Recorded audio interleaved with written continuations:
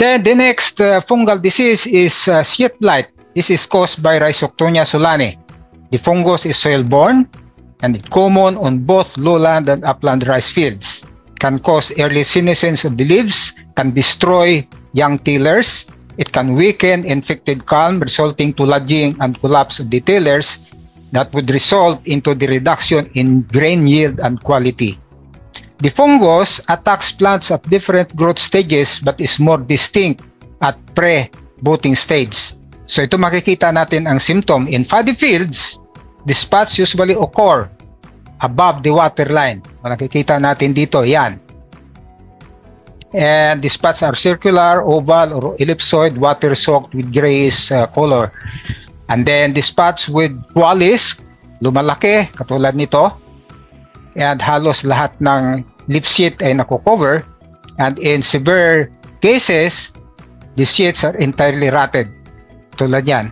Kung minsan, pag masyado talagang susceptible ang variety at very favorable ang environment, hanggang dahon ay naaabot ng sheath blight.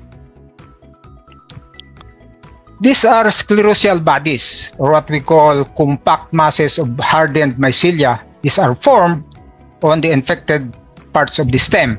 And then later on, ito ay malalaglag. This will fall to the ground, or kung mayroong tubig, ay doon sa tubig. And because very light ito, masyadong magaan, so it will float in water. Kaya nga yung nakikita natin na initial symptom na doon sa above the water line, doon sila nag-infect.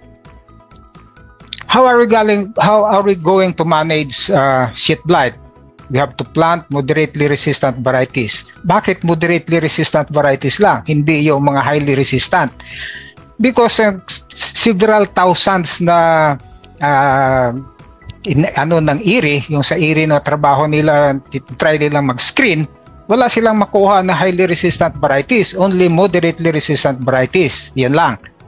And we have to avoid high seeding rates and excessive application of nitrogen fertilizer. And then good water management can help minimize sheath blight. And there are several recommended fungicides against this disease. So, pwede natin gamitin, again, as the last resort, spray during the panicle initiation and heading stages. And deep plowing to bury and submerge infected stubbles and sclerotia can help reduce the sources of inoculum.